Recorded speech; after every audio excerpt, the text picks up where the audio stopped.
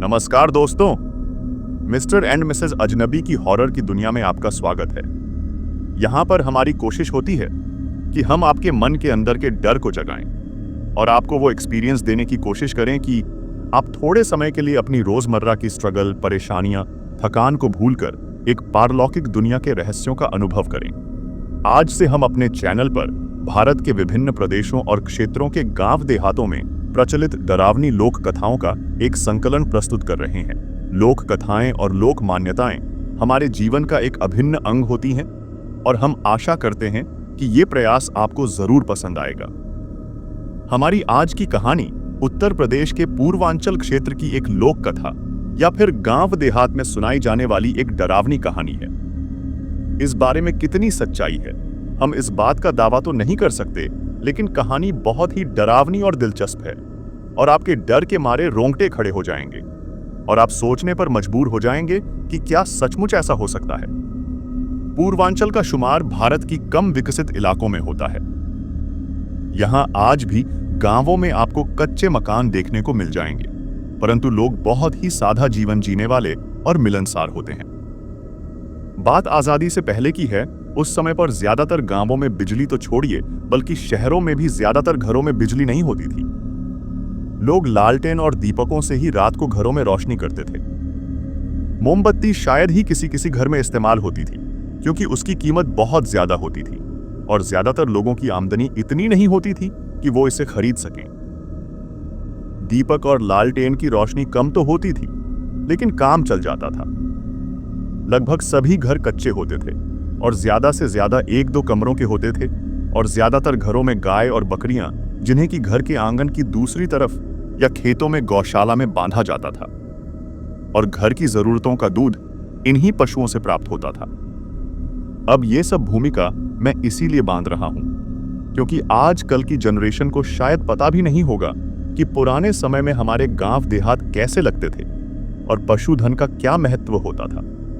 जैसे कि हमारे शास्त्रों में कहा गया है कि गाय में करोड़ों देवी देवताओं का वास होता है और इसीलिए गाय को गाय माता या गौमाता कहा जाता है और उनकी पूजा की जाती है। तो हमारी आज की कहानी गौ माता और एक मुर्दे की है। कहानी जितनी विचित्र है उतनी डरावनी भी है। तो मैं अब बिना किसी देरी की ये कहानी शुरू करता हूं। बात है पूर्वांचल में स्थित एक छोटे से गांव हरिपुर की। गांव छोटा सा था और कुल मिलाकर 30-40 घर ही थे उस गांव में और ज्यादातर घर एक दूसरे घर से दूरी पर बने थे, क्योंकि ज्यादातर घर खेतों के अंदर ही बने हुए थे। गांव के लोग बहुत ही धार्मिक और मेहनती थे।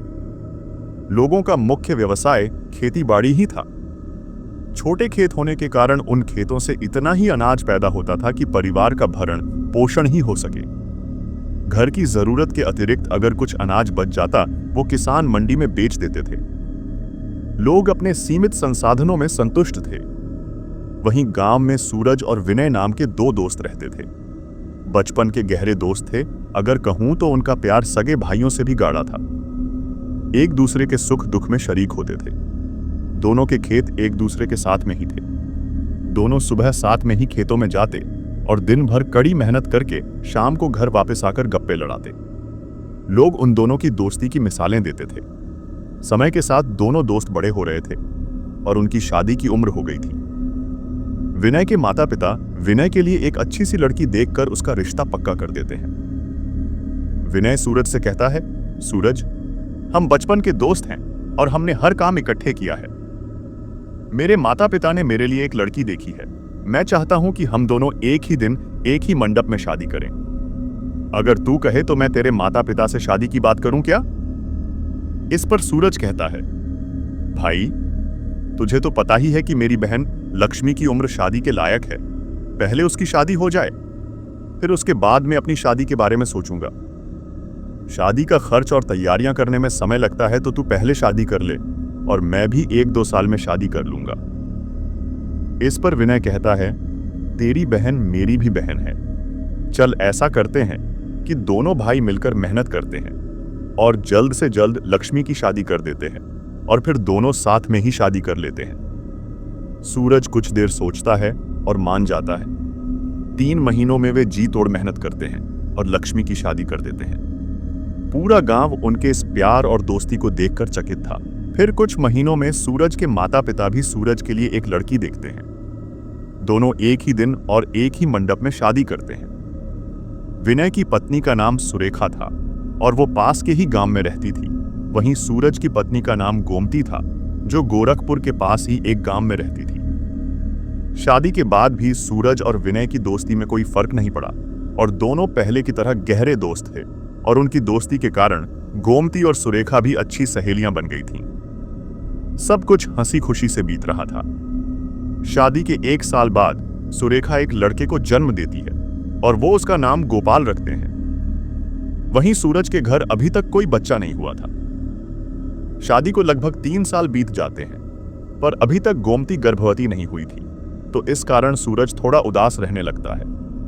इस पर विनय उसे कहता है, तू उदास मत हो और ऊपर वाले पर भरोसा रख, और गोपाल भी तो तेरे बेटे जैसा है और गोमती भी उसे अपने बच्चे की तरह प्यार करती है और भगवान की दया से जल्दी ही उसकी गोद भर जाएगी।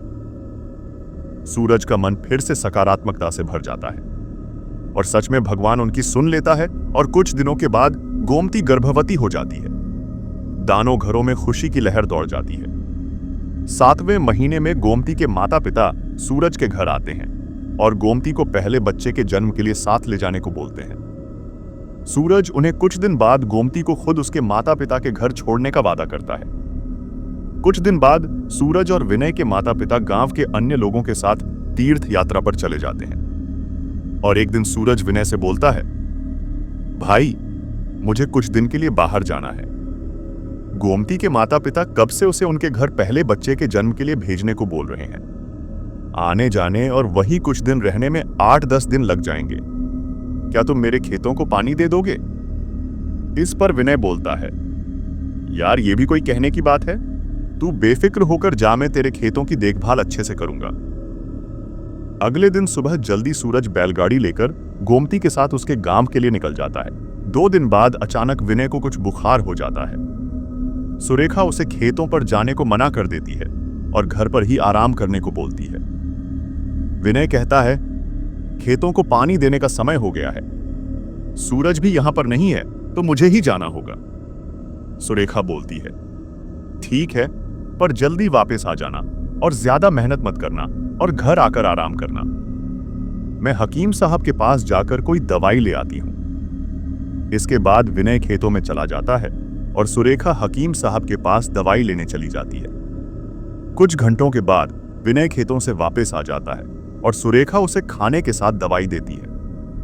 विनय आराम करने के लिए वहीं लगी खाट पर सो जाता है। सुरेखा घर के काम खत्म करने और गोपाल को सुलाने के बाद सो जाती है। अगली सुबह विनय का शरीर भट्ठी की तरह तप रहा था। सुरेखा विनय में माथे पर ठंडे पानी की पट्टी लगाती है, पर बुखार कम होने का नाम ही नहीं लेता। अगले 3 दिन विनय बुखार में तड़प रहा होता है और सुरेखा उसे हकीम साहब की दवाएं दे रही थी, पर कोई फर्क नहीं पड़ा। सुरेखा को समझ नहीं आता कि क्या करे। ना ही विनय के माता पिता या सूरज वहां पर थे जिनसे कोई मदद मिल सके। 3 दिन बुखार में तड़पने के बाद चौथे दिन शाम को विनय को खून की उल्टी आती है और वो दम तोड़ देता है। शाम का समय था और अंधेरा भी हो रहा था। विनय की लाश घर में खाट पर पड़ी थी और पास में सुरेखा रो रही थी। गोपाल भी रो रो कर चुप होकर वहीं सुरेखा की गोद में सो चुका था और धीरे धीरे रात गहरी हो रही थी। घर पर अकेली सुरेखा को लाश के साथ डर लग रहा था, पर अब वो करे भी तो क्या। उस समय आज की तरह फोन या मोबाइल फोन तो होते नहीं थे कि वो किसी को बता दे। थक हार के सुरेखा की नींद वही खाट के पास बैठी ही लग जाती है। अचानक विनय की लाश हरकत में आती है और उठकर बैठ जाती है। वहीं पास में सुरेखा और गोपाल को देखकर वो लाश उनके पास जाती है और रेखा की गोद में से गोपाल को लेकर उसके गले में दांत गाड़ देती है और उसका खून पीने लगती है। सुरेखा ये देखकर जोर से चिल्लाने लगती है और विनय की लाश अब उसकी तरफ बढ़ती है। दीपक के मध्यम प्रकाश में सुरेखा उस मुर्दे को देखती है। अब उसका चेहरा भयानक हो गया था और लंबे लंबे दांत बाहर निकल चुके थे और वो सुरेखा के पास आकर दोनों हाथों से उसकी गर्दन दबाने लगता है। अचानक सुरेखा की नींद खुल जाती है और वो अपने आप से बोलती है, हे राम, ये तो सपना था पर बिल्कुल सच जैसा लग रहा था। अब उसे अकेले उस मुर्दे के साथ बहुत डर लग रहा था। चाहे विनय उसका पति था, पर अब मरने के बाद तो वो बस एक लाश था, तो उसे इस मुर्दे की मौजूदगी में बहुत डर लग रहा था। रात के करीब 9-10 बजे होंगे। घर में कोई घड़ी तो नहीं थी, और एकमात्र घड़ी, एक कलाई घड़ी विनय की कलाई में थी, और सुरेखा में इतनी हिम्मत नहीं थी कि वो लाश के पास जाकर समय देख ले। वो फैसला करती है, चाहे कुछ भी हो जाए, अब वो यहां पर नहीं रहेगी और अपने मायके, जो कि पास के ही गांव में था, वहीं चली जाएगी और अपने भाइयों और परिवार को लेकर वापस आएगी। ये सोचकर सुरेखा रोते हुए गोपाल को उठाकर घर से बाहर निकल जाती है और बाहर से घर पर कुंडी लगा देती है। बाहर का दृश्य रात में बहुत डरावना था, पर उसको घर के अंदर ज्यादा डर लग रहा था। वो गोपाल को उठाए अपने गांव की तरफ निकल जाती है। अभी भी वो अपने सपने को लेकर दहशत में थी, पर उसे क्या पता था कि उसका यह सपना सच हो जाएगा और वो मुर्दा सचमुच में ही जाग जाएगा। उसे रात इत्तेफाक से सूरज भी वापस आ जाता है। बैलों को गाड़ी से खोलकर उन्हें गौशाला में बांध देता है और बैलों को पानी देकर बैलगाड़ी को घर के आंगन में एक कोने में लगा देता है। लंबे सफर के बाद उसे जोरों की भूख लग रही थी और वो घर के अंदर आकर कुछ खाने को ढूंढता है, पर उसे कुछ भी नहीं मिलता, तो वो मन में सोचता है, अभी इतनी भी रात नहीं हुई, मैं विनय के घर में चल के ही कुछ खा लेता हूं। सुरेखा भाभी ने कुछ रात के खाने में बनाया होगा, शायद कुछ बचा हो। ये सोचकर वो विनय के घर की ओर चल देता है। पूनम की रात में उसे रास्ता साफ साफ दिखाई देता है।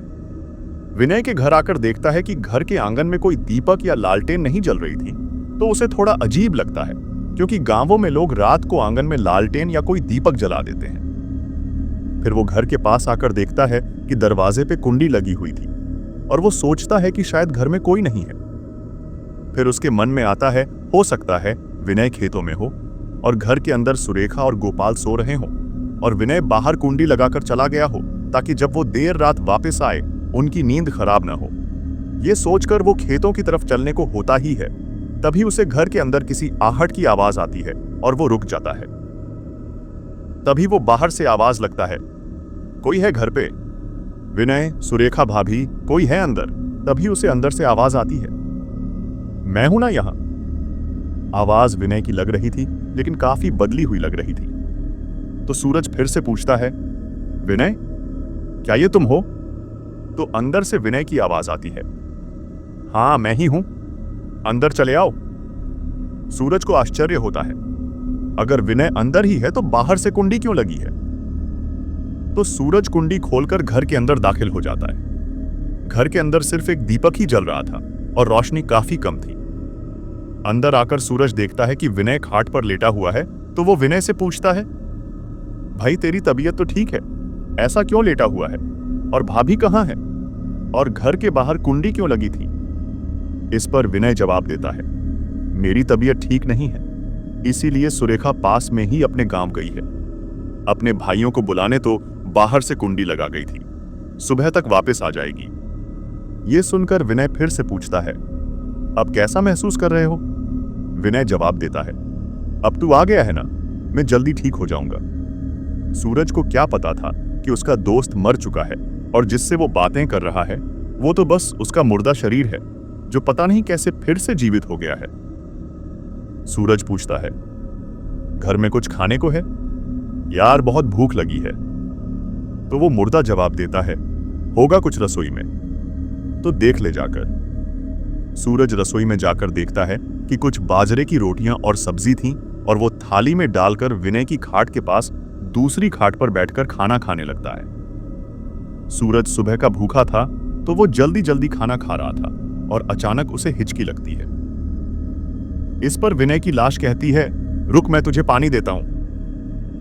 ये बोलकर वो मुर्दा वहीं लेटा लेटा अपने हाथ लंबा करके एक ग्लास पानी का लेकर सूरज को दे देता है। सूरज को जैसे काटो तो खून नहीं, वो एकदम से डर से कांपने लगता है और उसे सब समझ आ जाता है कि विनय अब इस दुनिया में नहीं है। शायद इसीलिए सुरेखा भाभी इस लाश को घर में छोड़कर अपने मायके में चली गई हैं। सूरज अपने आप से बोलता है, यह समय घबराने का नहीं बल्कि अक्ल से काम लेने का है। मुझे अभी शांत रहना होगा और सामान्य दिखना होगा नहीं। तो ये मुर्दा अभी की अभी मेरी गर्दन मरोड़ देगा।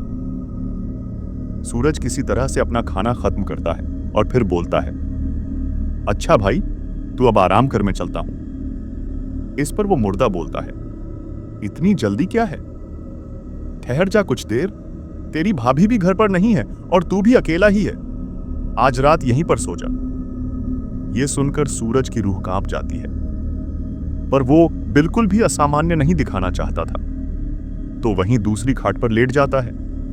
पर नींद तो उससे कोसों दूर थी। वो बस कोई बहाना सोच रहा था कि उस घर से जल्दी से बाहर निकल जाए। कुछ देर में उसे दांत किटकिटाने की आवाज आती है और विनय अजीब से डरावनी आवाजें निकालने लगता है। डर के मारे सूरज की तो घिग्गी बंध जाती है।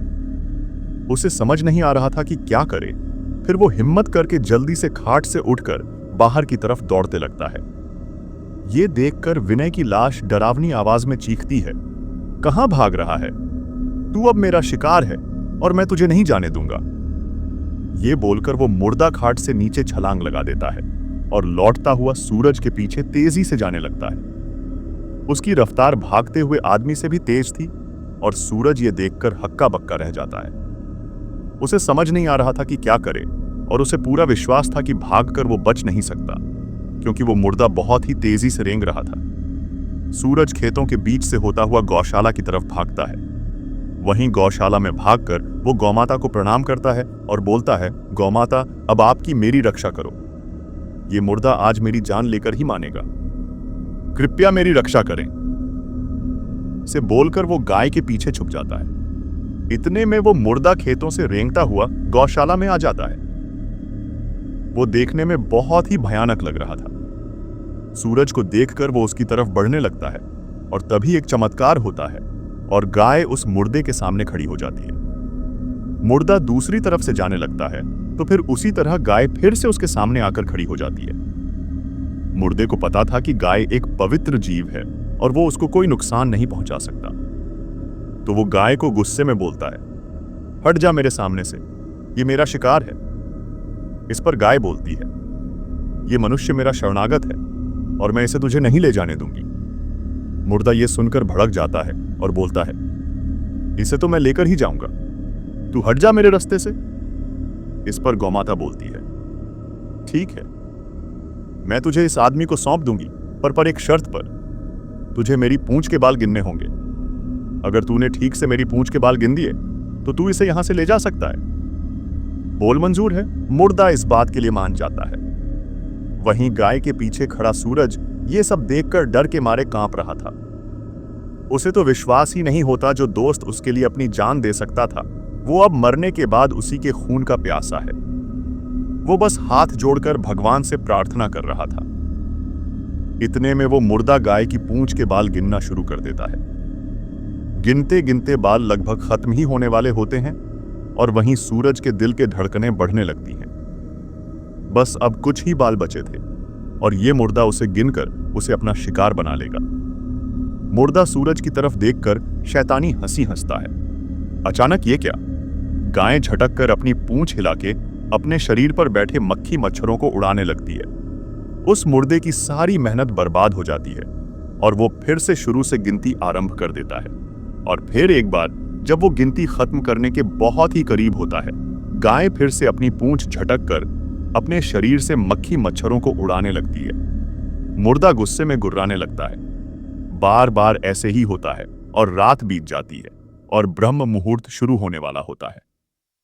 अंत में मुर्दा हार मान लेता है और वहां से जाने लगता है और देखते ही देखते वो लौटता और रेंगता हुआ वहां से चला जाता है। सूरज गौमाता को प्रणाम करता है और अपनी जान बचाने के लिए धन्यवाद करता है। इतने में बाहर कुछ लोगों के चलने की आवाज आती है। सूरज गौशाला से बाहर निकलता है। बाहर सुरेखा अपने परिवार और रिश्तेदारों के साथ घर के आंगन में आती है। सूरज को इस हालत में देखकर सब रुक जाते हैं और उससे पूछते हैं कि क्या हुआ।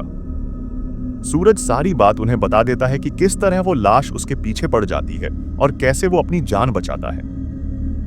ये सब सुनकर सभी के रोंगटे खड़े हो जाते हैं। उन्हें विश्वास ही नहीं होता तो विनय उन्हें खेत दिखता है। जिस जगह से वो मुर्दा रेंगता हुआ आया था उस जगह से फसलें दब गई थीं। डरते हुए कुछ लोग घर के अंदर जाते हैं विनय की लाश अब खाट पे ही पड़ी थी। तभी सुरेखा देखती है कि विनय के कपड़ों पर मिट्टी लगी हुई है, तो सभी को सूरज की बातों पर पूरा विश्वास हो जाता है। दिन उगने पर सब लोग विधि विधान से विनय का अंतिम संस्कार कर देते हैं। गांव में ये बात आग की तरह फैल जाती है। गांव के मंदिर के पुजारी जी बताते हैं, मारने के बाद आत्मा शरीर छोड़ देती है और हो सकता है कि कोई दूसरी आत्मा ने इस शरीर पर कब्जा कर लिया हो और ये लाश जिंदा हो गई हो। इसीलिए दोस्तों, मनुष्य के मारने के बाद मृतक के परिजन लाश के पास ही रहते हैं, ताकि कोई बुरी आत्मा शरीर में प्रवेश न कर सके। पूर्वांचल में आज भी लोग इस कहानी को सच मानते हैं। मुझे ये कहानी मेरे कॉलेज के एक दोस्त ने बताई थी और मैं सच में सोच रहा था कि क्या ये सच हो सकता है? क्या कोई लाश जिंदा हो सकती है? सोचने में अजीब लगता है कि क्या गाय बोल सकती है, पर यह तो हम सबको पता है कि गौमाता में बहुत सारी चमत्कारी शक्तियां होती है, तो इस बात को मानने में भी कोई हर्ज नहीं कि किस तरह से गौमाता ने सूरज की जान बचाई होगी। वैसे भी हिंदू मान्यता में कहते हैं कि कण कण में शंकर हैं, तो मैं भी गौमाता के इस चमत्कार को नमस्कार करता हूं। मुझे पूरा विश्वास है आपने अभी तक ये कहानी किसी भी और चैनल पर नहीं सुनी होगी। तो दोस्तों, ये थी आज की कहानी। कहानी आपको कैसी लगी? आप कृपया कमेंट सेक्शन में हमें बताएं। अगर आपको कहानी पसंद आई हो तो प्लीज चैनल को सब्सक्राइब करें, नीचे कमेंट करें और अपने दोस्तों और रिश्तेदारों के साथ शेयर करें। आपका हमारे इस लोक कथाओं के नए सेगमेंट के बारे में क्या कहना है, हमें बताएं, ताकि हम और भी इस तरह की डरावनी लोक कथाओं को आपके साथ शेयर करें। अगर आपके साथ या आपके किसी जानने वालों के साथ कोई डरावनी घटना हुई है तो हमें कमेंट में या डिस्क्रिप्शन में ईमेल के द्वारा अपनी कहानी अपने नाम और स्थान के साथ शेयर करें, ताकि हम आपकी कहानी दूसरे लोगों के साथ शेयर कर सकें। हम अब आपसे इस वादे के साथ विदा लेते हैं कि जल्द एक नई दिल दहला देने वाली कहानी के साथ वापस आएंगे। आप अपना और अपने परिवार का ख्याल रखें और खुश रहें।